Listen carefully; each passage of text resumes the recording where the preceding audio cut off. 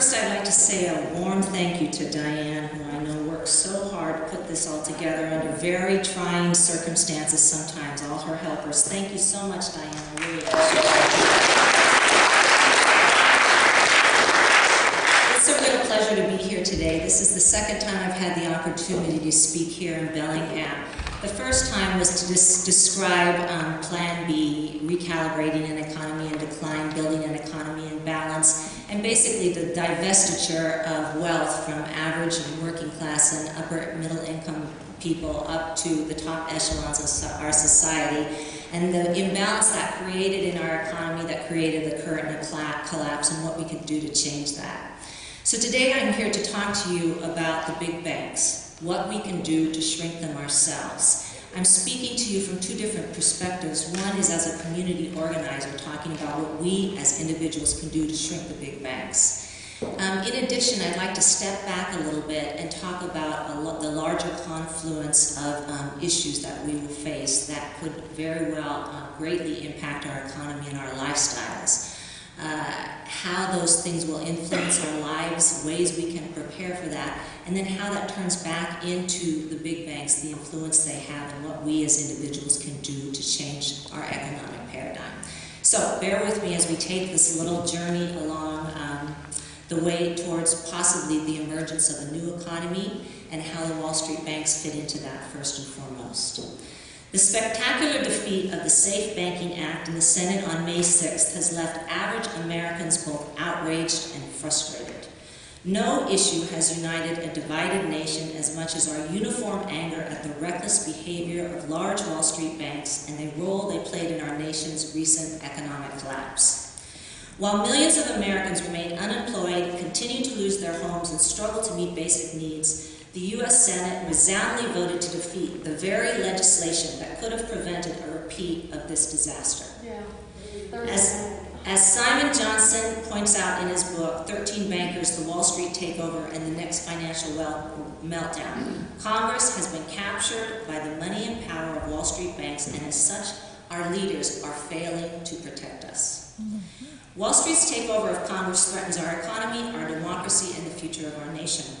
After spending nearly $1 million per elected official to defeat meaningful financial reform, it looks as if Wall Street lobby has won and the American public can only watch and wait for the next financial collapse and taxpayer bailout to come. Or can we? Is it possible average Americans can somehow take up the mantle of resistance against the corrupting forces of Wall Street and actually win? I am here to say, yes, we can. We the people will power this nation, and it is up to us to exercise that power to remind Wall Street banks and Congress to whom they actually serve. I outline a strategy for this in the book I'm currently writing entitled Push Back: How We the People Can Beat Wall Street and Create the Economy We Need. In it, I point out that in order to beat Wall Street banks, it is important to understand the source of their control and how it is they have grown so large and powerful. While our nation's first war of independence was fought against the British using guns and bayonets, our current struggle against the corrupting forces of Wall Street is being fought with money. Our money. If we wish to shrink Wall Street banks down to a reasonable size, we need to first and foremost stop giving them our money. In order to reduce the size, power, and risk of the largest Wall Street banks, we need to first stop using our money to feed these beasts and start starving them instead. One thing we can do as individuals to reclaim our country from the Wall Street banks that currently control it is this: whenever possible, pay cash. Cash in this context is radical. It's patriotic, and it is a declaration of independence from the forces of oppression currently controlling the nation and our leaders. When we pay cash instead of using credit cards, we are denying big banks the money they need to grow large enough to pay off Congress to write the laws that benefit them at the cost of us so they can take even more of our money. When we pay cash instead of using credit cards, we are sending a message to Wall Street banks that we are no longer willing to play by the rules that have allowed them to grow so large they can pay off Congress to write the laws that benefit them at the cost of us so they can take even more of our money. When we pay cash instead of using credit cards, we are telling Congress that we, the people, intend to act on our own behalves to shrink big banks that have grown so large they can pay off Congress to write the laws that benefit them at the cost of us so they can take our money. Take even more of our money. When we pay cash instead of using credit, we are making a commitment to live within our means, to not consume more resources than we can afford, and to avoid going into debt. By avoiding debt, we starve Wall Street banks of the interest and fees they need to grow while also maintaining control of our own financial lives. The financial sector effectively enslaves us through the use of credit and debt, as Simon Johnson just pointed out. When we live beyond our means and go into debt, we reduce the freedoms and options for our lives and commit a growing portion of our income to feeding big Wall Street banks instead of caring for ourselves and our families. This is true for individuals, and it is increasingly true for nation-states. The financial markets, not democratically elected representatives, are now setting the terms for how the people of Greece will live in order to pay off their debt. And they may soon be doing the same in Spain, Italy, and Portugal. These citizens for years to come will be working as slaves to the financial markets to pay off their interest and debt instead of tending to the needs of their families, their communities, and their countries. As the largest debtor nation on the planet, we should ask, can the United States be far behind? Freedom means living within our means. Freedom means avoiding debt and credit. Every time we use our credit cards, whether we pay them off or not, we are effectively feeding the beasts of Wall Street by giving them more of our money. 2 to 3% of every purchase we make using our credit cards goes to the card issuer, usually a Wall Street bank. This is called a swipe fee, and they total some $48 billion in 2008, up from $16 billion in 2001. Credit card issuers, primarily Wall Street banks, also earned almost $23 billion in credit card penalty fees in 2009, up from $19 billion in 2008. And the Government Accountability Office estimates that U.S. credit card transactions amounted to some $2 trillion in 2007 alone, most of which require us to pay big banks high interest on our remaining balances. This is a large area of revenue for Wall Street.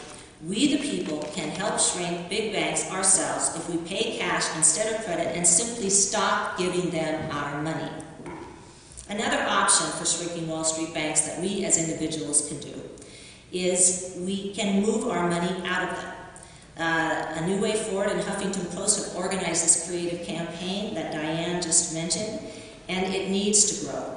If you bank with one of the largest banksters, I call them, Bank of America, JP Morgan Chase, Citibank, Wells Fargo, Goldman Sachs, pull your money out and put it into a local community bank or a local credit union. In this way, we can support the development of our local economy by putting our money into community banks that make loans to support local businesses and create local jobs and lend to local homeowners. You can find a local community bank or credit union at www.moveourmoney.org. Moving your money out of Wall Street banks will give them fewer resources with which to control our elected officials, our economy, and our democracy. Whenever possible, do not feed these beasts. Another thing we can do is we can refuse to be hostages with our assets. One of the reasons Wall Street banks were able to extract such big concessions from Congress during 2008 is because they are holding the assets of average Americans hostage. Because of how intertwined big Wall Street banks are with the savings and investments of most Americans, they can blackmail Congress by saying either save us with a taxpayer bailout or our institutions will collapse and take the whole economy, people's deposits, investments, stock holdings, retirement, college funds, and personal savings down with us. They put the gun to the head of Congress and the hostage strategy worked.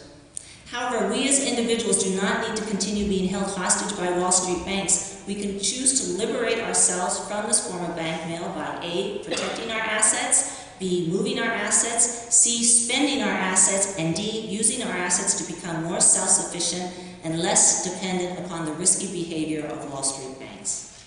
So what is that risky behavior? In large part involves Wall Street bank trading in over-the-counter derivatives. These financial instruments contain many of the toxic mortgage-backed securities that nearly brought down our financial system in 2008. Nothing has been done as of this writing to change this market, and in fact, the derivatives trading has increased dramatically